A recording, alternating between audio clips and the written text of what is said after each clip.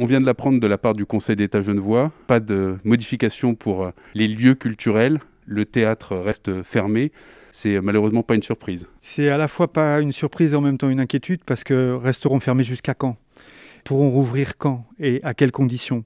C'est vrai qu'on manque de ces perspectives et de ces horizons qui nous permettraient de mieux gérer la crise que nous traversons. Ça ressemble à quoi un théâtre qui ne peut pas accueillir de spectacle ? Beaucoup de souffrance de la part de toutes les équipes, de la part des spectateurs qui ont fait preuve de ferveur au moment où on a pu rouvrir. Donc on sent qu'il y a une attente de la population qui se réjouit de pouvoir revenir.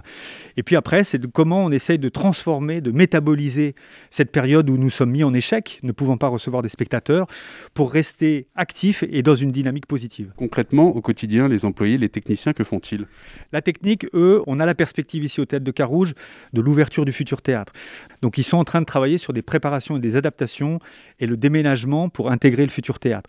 Et concernant les artistes, dont nous honorons les contrats, avec 3 spectacles qui étaient censés être en tournée en Suisse et en France, là, nous travaillons sur différents projets, certains qui permettent de maintenir le lien avec les spectateurs, donc à travers notre site internet et les réseaux sociaux, d'autres qui sont de l'ordre de la formation continue, pour leur permettre de s'entraîner et d'essayer de trouver des parades pour les mois à venir, et puis un autre volet qui est peut-être plus social, pour coller exactement à ce que tout un chacun traverse en ce moment, et notamment un partenariat, une collaboration avec la clinique de Carouge, pour essayer de customiser l'étage en fait d'accueil des centres de dépistage avec des éléments artistiques et culturels pour permettre aux gens qui viennent se faire dépister de ne pas subir ce moment-là avec anxiété, mais au contraire, grâce à l'art, grâce à son utilité, de pouvoir passer peut-être même jusqu'à un bon moment. Exemple concret pour maintenir le lien avec le public. Alors là, il faut vous rendre sur le site internet et vous verrez que chaque artiste qui actuellement est sous contrat avec le Théâtre de Carouge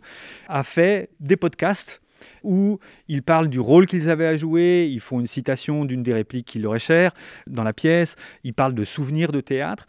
Et puis pour celles et ceux qui n'auraient pas la possibilité d'avoir Internet, on va mettre en place une centrale téléphonique à partir de début décembre où les gens s'inscrivent en appelant à la billetterie du théâtre et puis il y a une comédienne ou un comédien à l'heure dite qui les appellera pour leur lire une histoire. Alors c'est vraiment un travail de bouche à oreille, en toute intimité, où vous avez la chance d'avoir, pendant une vingtaine, 20-25 minutes, un acteur, une comédienne, rien que pour vous. Et puis, on prépare des podcasts à l'intention des enfants, mais également de leurs parents, pour les soulager dans ce moment difficile, à travers des textes enregistrés par nos artistes, ici, au Théâtre de Carouge, pour, là aussi, essayer de retisser du lien dans la cellule familiale. Ça, c'est en partenariat avec le Théâtre Amstramgram. Avec la problématique que vous avez soulevée, le manque de perspective, le manque de visibilité, comment on fait pour reporter, annuler les spectacles sans calendrier ? C'est extrêmement complexe parce que les conséquences, on va les avoir sur les 2-3 prochaines saisons. C'est-à-dire que maintenant, il va y avoir un embouteillage sur tous les reports des spectacles qui n'ont pas pu avoir lieu, d'où un défaut des créations à venir, parce qu'il n'y aura simplement pas la place en termes de calendrier, d'agenda pour le faire. Donc ça, on doit pouvoir réfléchir complètement à ça. Après, sur le fond, typiquement, nous, on devait jouer un spectacle début décembre à Paris. On a appris que hier, après les décisions du président Macron, que ça ne pourra pas avoir lieu. Et puis, on est encore en attente de savoir si, du 10 au 14 décembre, on pourra jouer à Lausanne.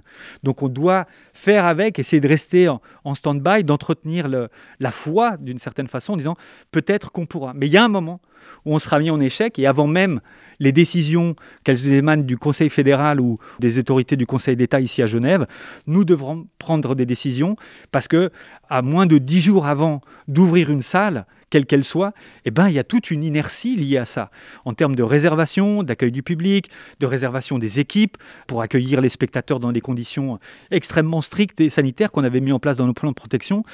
À un moment donné, même si les autorités pourraient dire là vous serez susceptible de pouvoir ouvrir, matériellement, on n'aura pas la possibilité de le faire. Sur des considérations pratiques, en termes de RHT, en termes de subventions, en termes de fonds d'indemnisation, vous avez droit à quoi ? Alors là, c'est compliqué parce qu'entre chaque canton, c'est différent.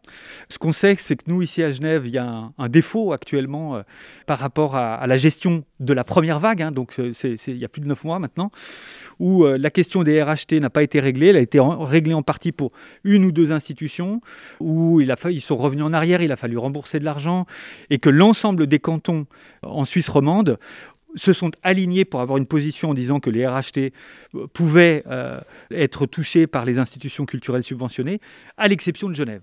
Donc on ne sait pas exactement pourquoi, Genève se fait cavalier seul, alors qu'elle n'a pas le droit de le faire, puisque le Conseil fédéral demande à ce qu'il n'y ait pas de disparité de traitement entre les différents cantons, et que nous, typiquement, aux Têtes de Carouge, on a dû saisir la Cour de justice. Peut-être faudra-t-il aller jusqu'au tribunal fédéral sur une question de principe, en étant tout à fait conscient de la souffrance que partage l'ensemble de la société aujourd'hui. Mais que là, il y a véritablement une disparité de traitement entre des théâtres, par exemple au canton de Vaud, qui sont similaires aux Têtes de Carouge, comme celui de Vidy, comme celui dirigé par Omar Porras, qui eux, depuis plusieurs mois, ont touché l'entier des RHT et les fonds d'indemnisation. Et le fonds d'indemnisation, on est encore en attente. Alors on nous dit que ça viendra avant la fin de cette année, mais inutile de vous dire que quand on boucle un budget au 30 juin de cette année 2020 et qu'actuellement je ne sais absolument pas quels moyens je vais pouvoir engager pour la suite, ça nous met une épée de Damoclès au-dessus de la tête dont nous nous passerions bien dans cette période extrêmement complexe.